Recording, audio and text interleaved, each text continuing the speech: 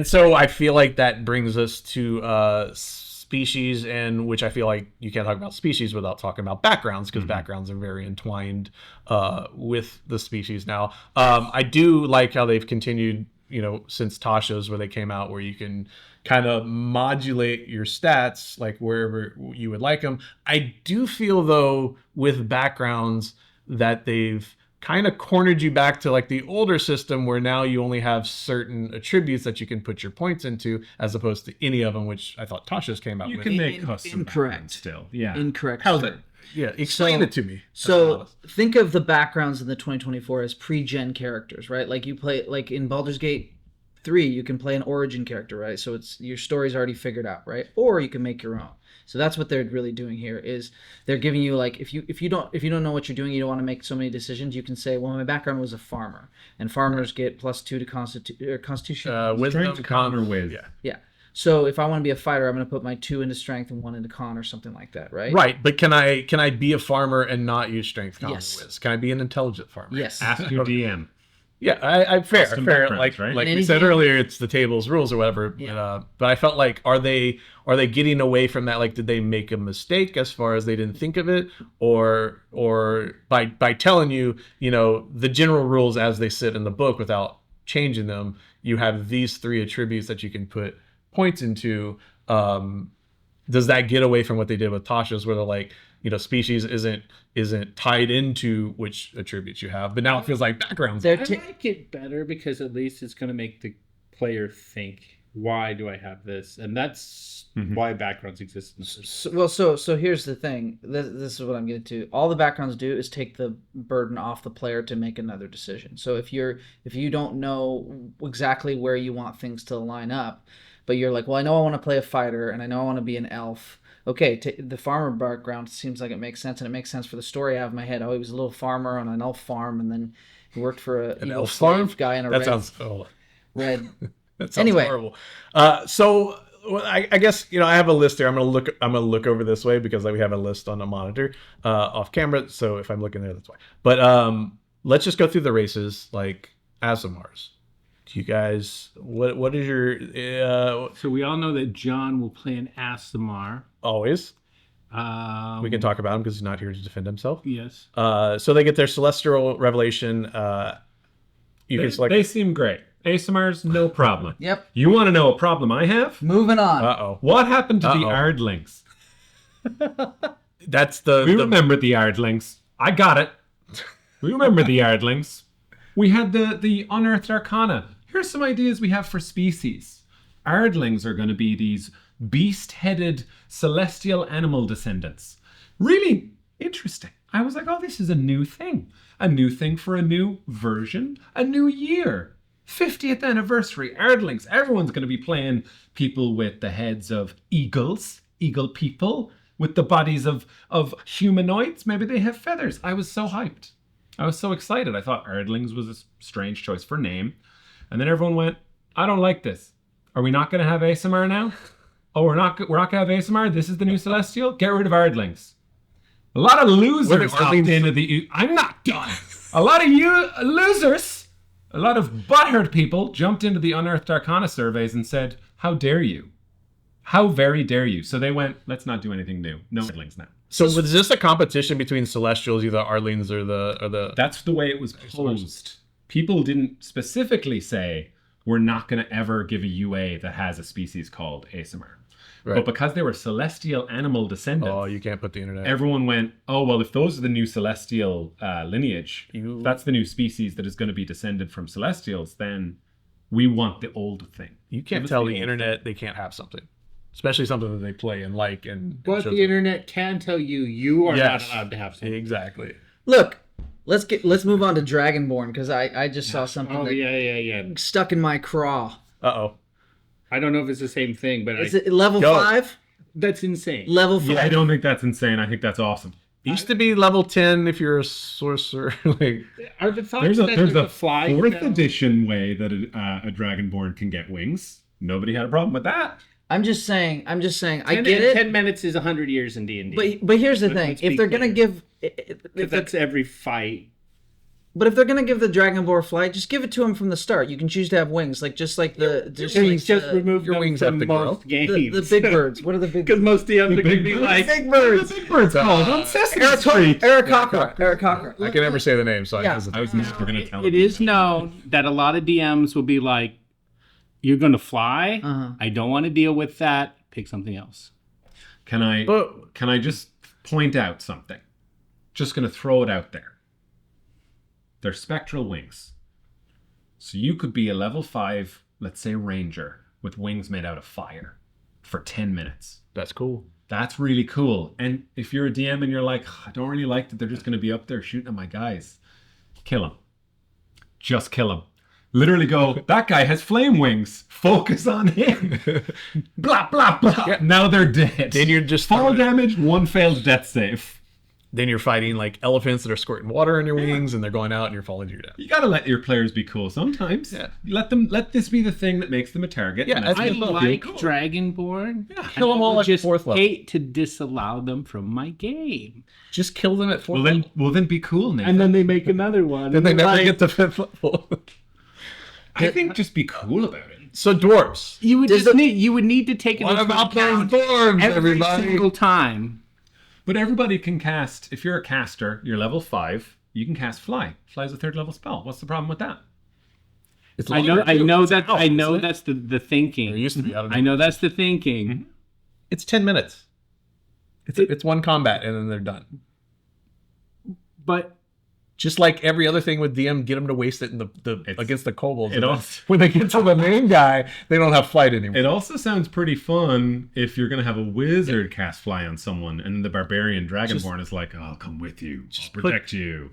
Put the one hobgoblin up on a ledge that they have to fly up to in the opening battle, and then they're done. if you have that character in the game, I know the wizards can have spells and that let you fly, but you're always going to have to think about it. Yeah. So Yeah. all your bad guys are Dragonborn. I'm fine with You're it. like, I'm fine with it. every ceiling is only 10 feet. Just have it every time. Like, we're only Okay, all right. dungeons. If they're a fighter or they're wearing metal armor, have it burn them.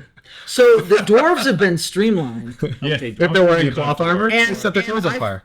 I'm not Every sure time how I they come feel about that phrasing. Does that mean they're making the dwarves like slender? No, I'm just kidding. Dwarves are fine. As long as they still have beards. You know what? Tremor sense is great. Yeah, Tremor Sense is great. cool. And dwarves are the best. So just Remind me what stone cunning was. It was like where you can you could like swing to the talk- rocks. talk You look to at a rocks, rock. right? You look at a rock and you go, Yeah. somebody sat on this rock an hour ago. Yeah, exactly. It's I got a little. I'm Tony Rock. You're Sherlock Holmes for rocks. myself. Yeah. I'm Tony Rock. What? You want to know who? You want to know what bird shit on me? It was a pigeon. Yeah. Yeah. So I Speak with rocks. Tremor Sense. I like it. It's like All right. listening to the railroad tracks. Anybody grew up by railroad tracks like I did? Let's. I was on the wrong side. So we're moving on to everybody's favorite whipping Elves. days and thems. Yes. Elves. I know Nathan has a lot to say about Drow. Okay, so it's very notable that the Drow no longer suffer from sunlight sensitivity, and looking at the list, basically, elf just is elf. Is elf. The difference, they're very homogenized, it seems. Well, until we see the spell lists where the elves of different species will get different spells, we can't really know that. But it's Also, it's only going to be spells that make them different now, though. Well, Is the idea, and these though- other abilities that we see here. Is the idea that there's more Drow out in the world as far as like above ground, or is the story still that they're? I mean, Well, what world are we? exactly. Right. I think So- they're stepping away from that much that specificity, but I do get Nathan's point, and I think it's an important point that like if I'm picking to play an elf because I'm like, ooh, the idea of playing an elf is cool. Like personally, the reason I would play an elf or a drow is because they're edgelords and they're cool and they look cool. white hair and like they Yeah, get they're sexy. panthers sometimes or whatever. But Sexy Drow. but mechanically, they've never been that different. No. They've never been that different. So the sunlight thing, I don't know. But there's nothing saying though at your table or your character background or to make like a fully developed character, you could still impose that on yourself as a flaw. Or use the 2014 version. Or It use doesn't the look like there's any or there's just- no camouflage for the wood elves. I guarantee you the spells are going to be something like Pass Without Trace or something like that. You know what I mean? I'm sure it'll be a thematic Right. thing that will fit in. But this way, you don't have to go, well, this is the Forgotten Realms. You live underground. Well, you're and evil. Right. I feel like they are getting away from, which I think is a good thing. It's a positive that they're getting away from putting specifics on like cultural specifics as far as, labeling or saying that this person is this way. And I think it's up to the character to say, like, I have sunlight sensitivity because I've lived my life underground, instead of putting that in a rule book that's telling you how to play this character. But, I feel like it's leaving it more up to the player and to the table to say, like, this is the trait that I'm going to have and impose on myself to play, because this is why, and this is my background of why that makes sense. But how much do those things and having them built into the rules inform someone that they should do it this way? Because if you're not that familiar and you haven't dug in, these elves are going to just seem like an elf is an elf. And, Right. And I do think when they varied it and put it in the rules, it at least prompted your mind to think, okay, these guys are a little different than these guys. But if you look at this, you might not think anything different. You might be like, what spell do I like better? And that would be it. Right. Well, to that point, on a just to wrap the elves up, on a world building perspective, I think the idea, like Kevin is kind of saying, is that there's this generic slate that you are then going to potentially put your world on top of, if you're doing like your own world or your own game. Like maybe you don't have a concept of your whole own fantasy world, but you know that, like, well, I've decided arbitrarily that my drow are from space or they are from underground or whatever. Sure. You can always do that. But I do think that there is an audience out there for, like Nathan's saying, for not, like, I get why they've moved away from that in terms of like the problematic history of drow and stuff like that. I think that it would be cool to see some, on a world building perspective, just some more not cultural but biological, like environmental characteristics that are easily applicable, that people don't just have to come up with. And maybe that will be in there and they'll still have, we don't know what the text looks like and stuff. So if it describes the drow in a way that still evokes enough imagination for a player to look at it and go, oh, okay, so these guys generally come from underground, that's why they're dark skinned, which makes no sense. But that, like, taking the burden off the player again is another thing. I think what Nathan's talking about, which is like, you want to keep it generic so that people can be whoever they want to be, but some people have trouble making decisions. Right. And maybe that's the point of what they're doing. And sound off in the comments if you like the changes to drow, while Kevin here informs us about the Goliath. Well, actually, the gnomes, if we're going in alphabetical order. Why don't we skip the gnomes? Okay. Why would you skip the gnomes? Aren't gnomes like the definitely- least? that wouldn't- I think that was gnomes are very, the least played. When Tightest? the gnomes. To look right over the gnomes. I think they're the least played. I love gnomes. I wish I would play gnomes. So gnome barbarian is my favorite combo ever. But and that's all I have to say about the gnomes. But I guess we're well. Okay, forest gnomes get instead of speak with small beasts, just speak with animals now. And in rock gnomes, you get mending and prestidigitation cantrips. Get 2 cantrips because gnomes are awesome. The tinker trait has also been reworked for the rock gnome. I think every gnome should have tinkering just innately. Are gnomes short kings? Sound off in the comments. Goliaths. Goliaths. Okay, I do love how on Goliaths they've added kind of like Dragonborn, where there's an ancestry involved. So you have a giant kin ancestry now, not ancestry, where, like, say you come from fire giants or ice giants, and now you have a bonus to your attacks that give you that elemental damage, or et cetera, whatever it's going to be. I do love that about Goliaths. What do you guys feel? Does it make them even more OP?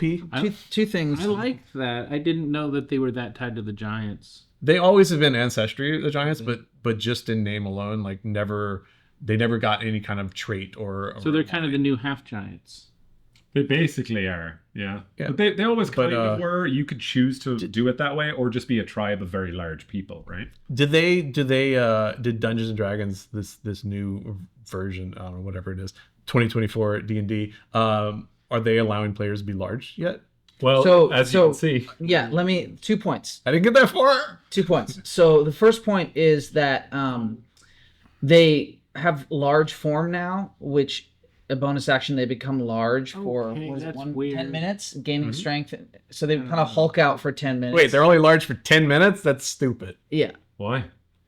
Because they should just always be large. If they're half giant, Yeah. then But they're not half Then it's like a I can't. genetic thing, not a magic thing. So it's weird. Yeah, like why do they get to Hulk? Like they should always be Right, they but are. it's an ancestry. It feels like more than a clear like half giant. Right? Correct. It's the way that tieflings like originally could look like anything, and they also have part of this whole move to the species is that you can be half anything. So if you want to be a half tiefling, half gnome, you can be. But So- you just pick which one you take. Right. There's rules for But it and your stuff but like your that. giant ancestry, But something- two different things. Like your giant ancestry isn't attached to your large form. Like you don't only because it's different. You can use your giant ancestry so many times a day and your large form so many times. That's how it makes sense, right? I mean, that's what they. Well, sure, but that doesn't mean they're not tied together. You're going to become more like a cloud giant when you use large form, is how I interpret. Does anybody know why Wizards of the Coast is so afraid of large size characters? Oh. I know that it's at the damage thing with the weapons, and you just give them a downside. Yeah, I don't. I Well, that's why it's I never 10 found minutes, right? an issue. for Well, it. it's interesting because I don't know what you do. You stick your thumb in your mouth and blow on it, and then you get big. I don't. Well- I don't like it at all. it's called magic, fellas. Okay, everybody in the What is this magic? you speak of? in the core canon like mythos of D&D that anything can happen and nothing makes sense. Okay, so wait, I just want to talk one more thing about the Goliath because I find this interesting because as they moved away, if they moved towards getting rid of problematic language and making people feel more inclusive and stuff like that, which is awesome.